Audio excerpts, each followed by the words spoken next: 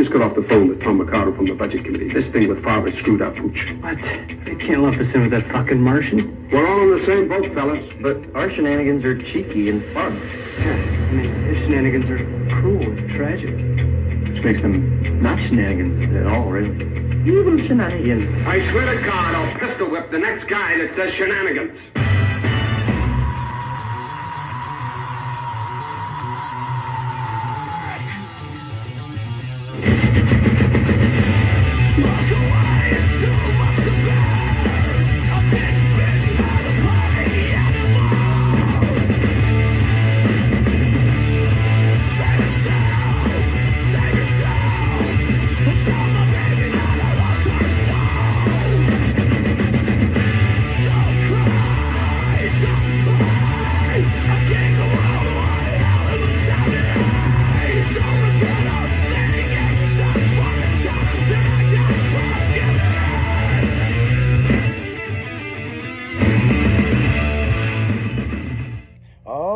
Welcome to a special edition of Dragon in the Afternoon on 96.1 Styling. We're from Forsyth Panthers Gymnasium. This today will be the Izzy and Frosty show. What up, Frosty? What up, Iz? Man, it is a frosty Monday. Like, I think we kind of shocked everybody by we're kicking it on location. Everybody's gonna be like, what? From Branson, Missouri. Right out of Branson. Yeah. We're 10 miles across the lake, but Forsyth, Missouri there. Yeah, down there in Forsyth, you know what I'm saying? I mean, doing a little on-site broadcasting, and Jimmy's off today. Jimmy's actually not feeling good, people. So yeah, we're trying something here, hang out with my boy Frosty, and a lot of people may know from back in the day, Frosty Melon. So yes, sir. So yeah, so how's the team going this year? Well, we're in preseason right now. Everybody's just getting, lots of practice in while football's going, and trying to get ready for the season. They officially go back to practice after October 1st. So preseason time, they get lots to work out, lots of conditioning, and getting ready for season. So we spend plenty of time at the gym making shots and doing exercises and different things to get the boys ready for the season. Yeah, because you told me before we went on, what they got to do, 50 shots a day? Yep, so they're shooting at it's called a gun. It's basically an automated net, and they're shooting three-pointers and from different points on the court. And you got to make 50 shots or else they have to keep going. No kidding. Yeah. So on top of conditioning and everything else.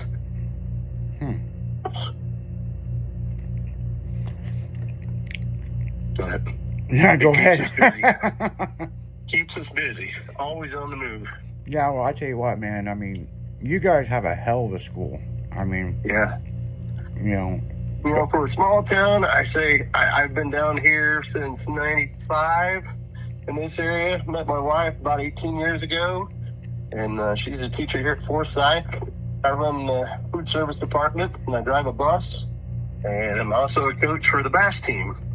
And we keep busy. We were just out at Stockton Lake this last weekend and did tournament with the boys, and out fishing, and best time in the world to do it.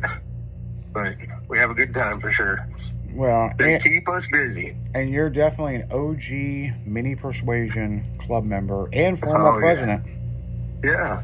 Yep. Been some time, but great time in life. We had a good time, many memories, and I still like to go downstairs and pop the OG truck out and off the airbags and cruise through town on occasion and pump a little bit of, old school music. And a little In Too Deep, and there you go. Cruising around. Yeah. When we I met Frosty, I was in high school.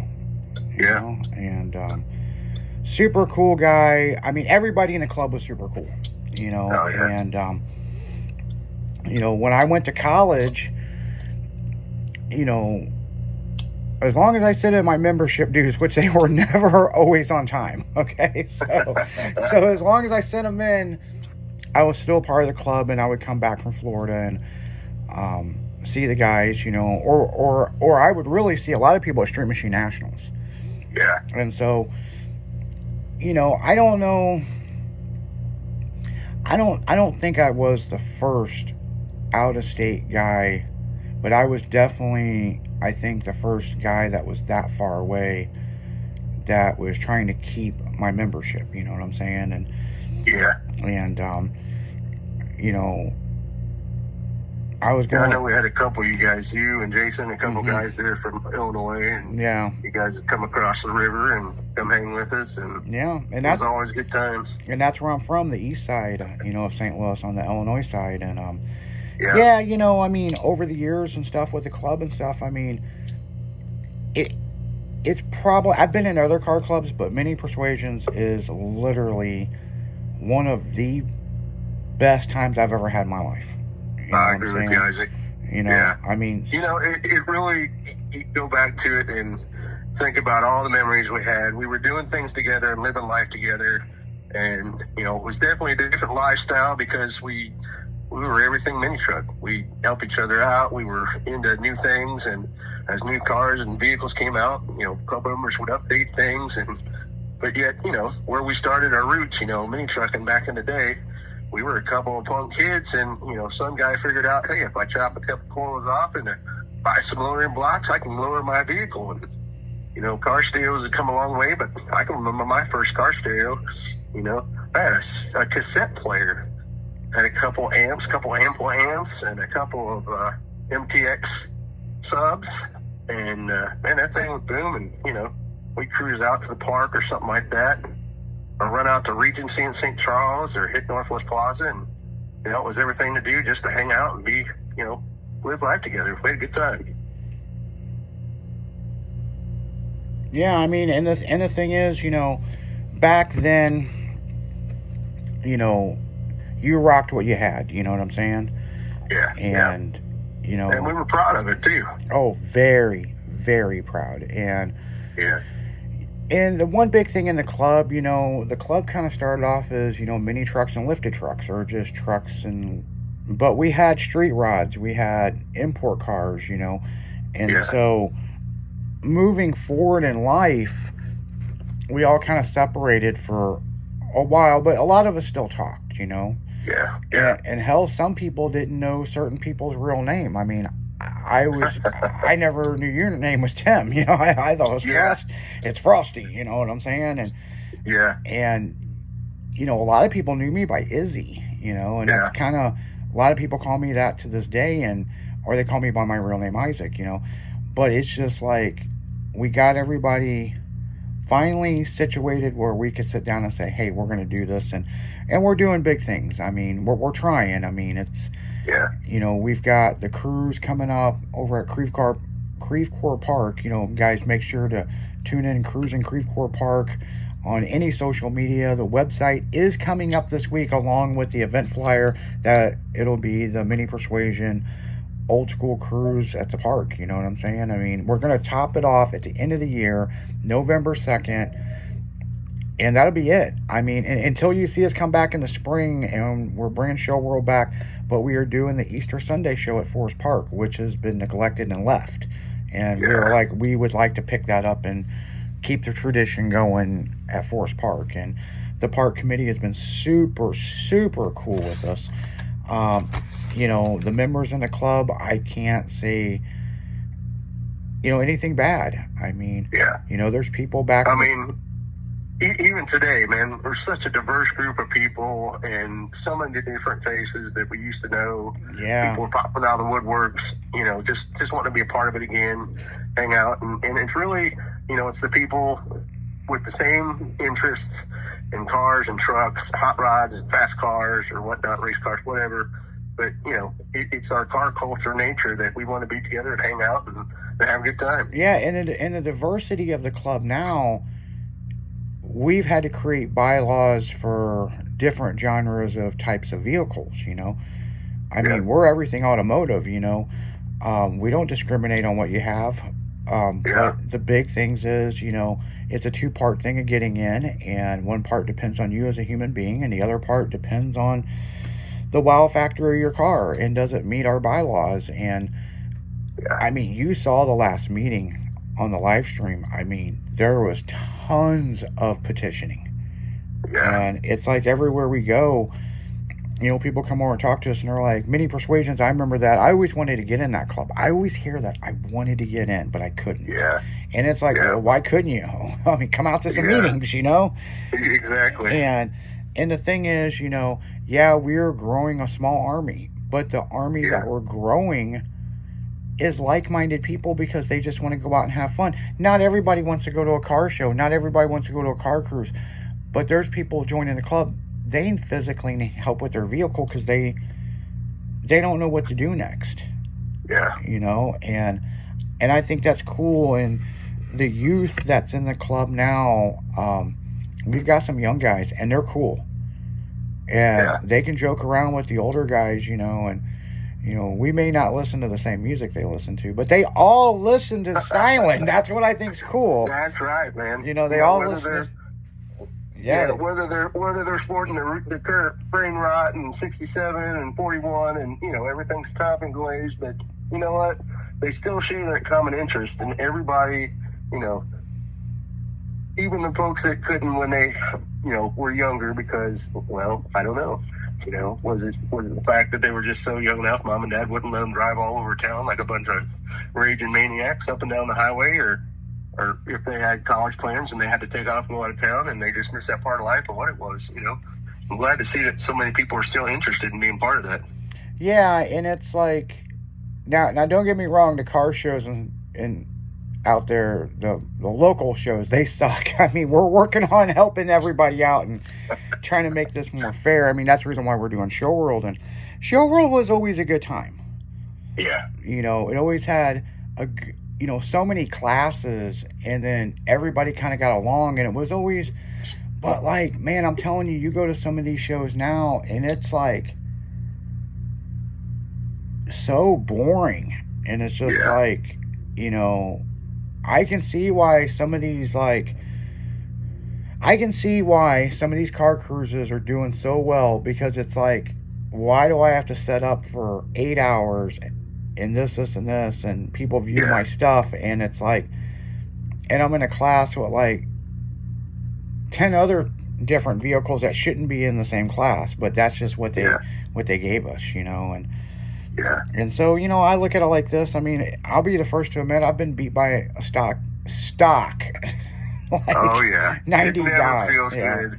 Yeah. And then we've got a small show that we have here in Forsyth once a year. They call it the Harvest Moon Festival. It relates back to a time where, you know, this area used to be a lot of farmland, and in October they used to have the Harvest Moon. Well, it was time for all the farmers to do their harvest and whatnot, but they'd have a big celebration, and they still continue it today. And they bring bands and stuff in, and they have all kinds of entertainment going on, and they have an 8-hour show during the day. And, you know, I still get a chance to get out there with my truck, and, you know, my father-in-law's got a couple of Mustangs that we get out, and the kids enjoy it, and, you know, we have a good time. But it's so different from what it used to be. I mean, when we were kids, man, we used to, you know, we'd go to mini trucking nationals. We'd go to Snow Bluff in Springfield. You know, it was a big weekend down there at Snow Bluff, the old ski resort. And you'd spend the whole weekend down there. There'd be hundreds of mini truckers cruising all over Springfield, Missouri. Or, you know, even going to Carcraft. And, you know, we had Dirk lived there in Marion, and we'd go hang out at Dirk's, and we'd have 40 or 50 vehicles show up in his front yard, and everybody hang out and have a good time, and we'd cruise back and forth to fairgrounds. You know, it's just a camaraderie that I really enjoyed, and so many different walks of life, so many different ideas, and, you know, everybody respected what you did and thought your stuff was cool, and, you know, wanted to know, hey, how'd you do that? And the best part of it was we were able to help them back in the day. Yeah, I mean, definitely. I mean, and that's the way it was. I mean, yeah. You know, I remember, you know, my truck was pretty low. Yeah. At least I thought it was low until I met you guys. Fucking. Oh, we really lowered the fuck out of my truck. And here's the thing, you know, a lot of people see, you know, Orangey, my new truck, and it's static dropped, and it's extremely low, and people are like, how in the hell you drive that? I went through the mini persuasion, learn how to drive school. You know? Well, I mean, back in the day, in the 90s and that, when we were growing up, that's the way you did it. Unless you had money to do hydraulics, everybody had a static blower or, lift, put it on blocks, lift it up. That was the way you did things back in the day. And, nowadays we got new technology and, airbags, and some people still have hydraulics, but there's so many different advances in automotive that it's different. There's a different way to do it now. Well, I'll tell you this, and this is really amazing. Uh-huh. On your old school S10, square body S10, which I've got a couple of them. Yeah. It's amazing that they make a coil over kit for that truck now. Yeah, no kidding. A full coil over kit. Like, I mean, we're used to doing a 2-inch spindle and a spring, or you cut your factory spring if you know what you're doing. And then the rear, you have your shocks, but they've got this new setup where you could do, a 2-link bar with a wishbone, and where your shocks go are coilovers. And in the front, you put this piece in, and then you cut this, and you could do a coilover straight off of the lower control arm. Yeah. And it's like, wow. Now, I've rode in a truck with coilovers like that, and I was really, really freaking surprised. Yeah.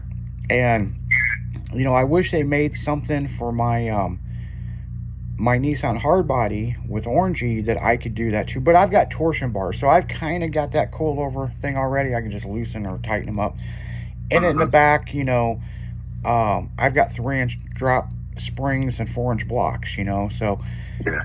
But I do have brand new Beltec shocks in the back. I had the original toxic shocks from the 90s, and one finally blew. And so, I mean, and they're great. They're the Blue Label ones, like from way back in the day. So, I mean, you see this stuff nowadays, and it's just like, man, if we had that technology, I mean. Yeah, exactly. But you're going to that point exactly. It makes it somewhat unattainable today, because if you know what you're doing, you might be able to buy a bolt-on kit and do those types of things. But still, to do it today with an airbag system and different things, you're still talking, a couple $1,000s to have it set up right. So, I still respect the guys that's got the static drop vehicles, because that's how we did it when we were young, and we drove the heck out of everything. Whether it was dragging a speed bump in a parking lot and had to have a couple of your buddies bounce you over the top of it because you were stuck, or scraping going down Highway 70 or something, hitting the bridge going into St. Charles and throwing sparks all over the place because your frame's arcing on the concrete. We got a kick out of that. We were tearing the crap out of our vehicles, but we had a good time. Oh yeah, for sure. I mean, and that's the way I see it. I mean, when you're young, you just don't give a fuck. You know what I'm saying? I mean, it's like your parents said, oh, you lowered your truck. They're like, yeah. And then the next week they come out and it's like 3 inches off the ground. And they're like, well, I thought you lowered your truck. All of the suspension finally settled in. Yeah. I think your dad probably had a fit when you did yours first up. I know my dad threw there's words that he called it I can't say on this show. Like, my dad was the same. My dad was a mechanic by trade, and he told me, man, you had just fucked everything up, and I will not touch your shit anymore. Yeah, and you ruined that truck. I'm not trying to, whatever.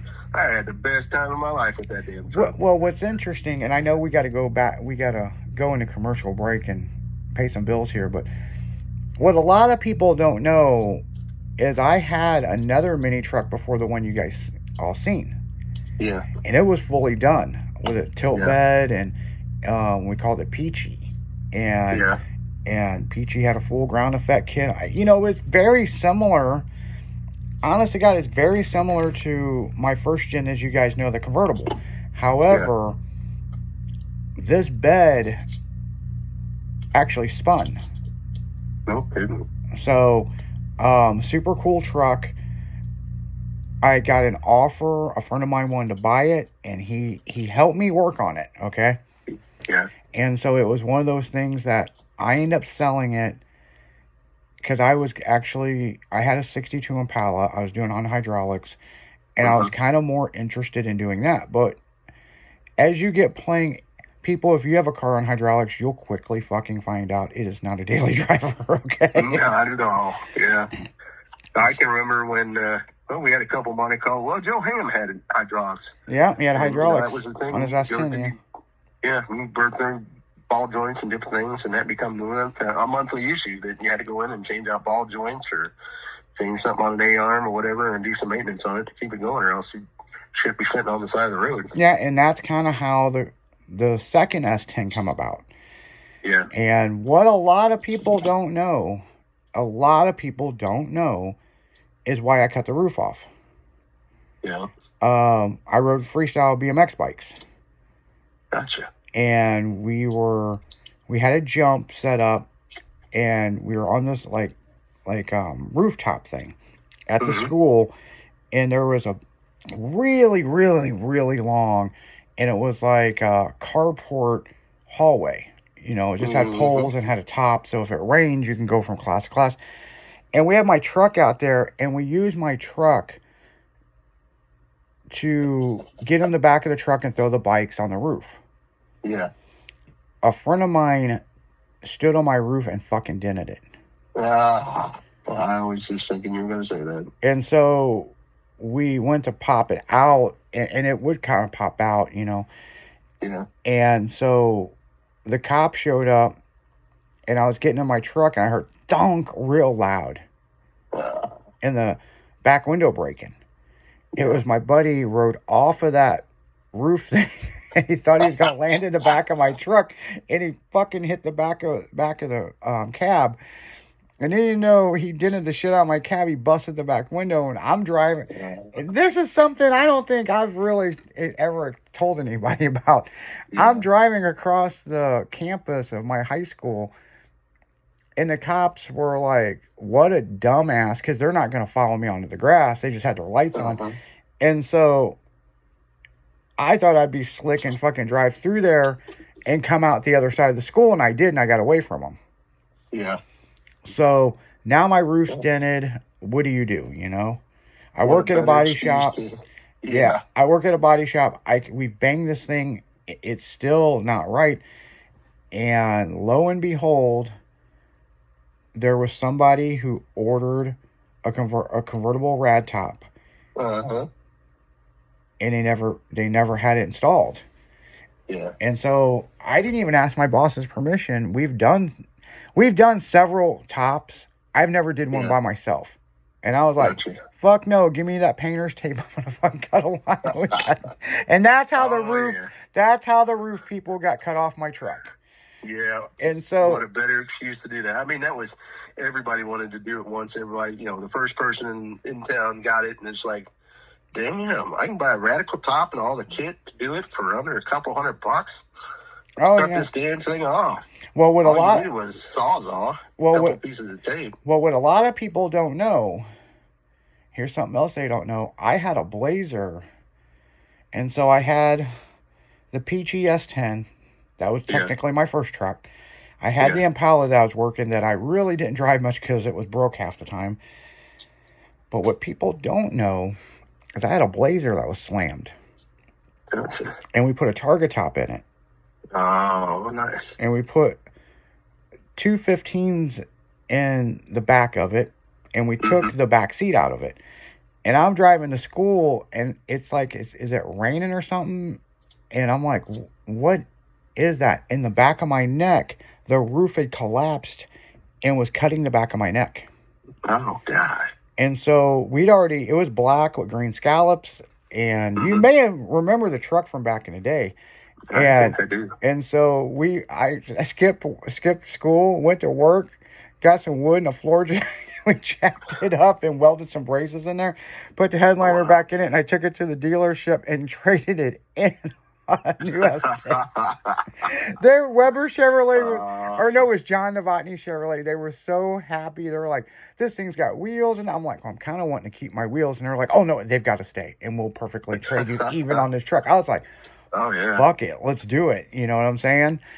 And that's kind of how I got my S10 that everybody knew that was a convertible. So then what's funny, over in St. Charles, that black Blazer with the teal green scallops was running around, and yeah, that was my truck for like 2.5 weeks until the whole roof, the whole center section just collapsed in on itself. Oh, shit. And the rubber piece that was coming across there, it had come off and must have flew off, and it was raw metal cutting me behind my ear and on my neck. And I'm just beating down the road, and I'm like, what is dripping on me? And is it raining? And no, it was me getting cut. So, but on that note, guys, we are way past what we wanted to do here. But on that note, guys, we're going to go right back into music. You're listening to 96.1 as we're dragging right to the afternoon with Izzy and Frosty on Styling Radio. We'll be right back.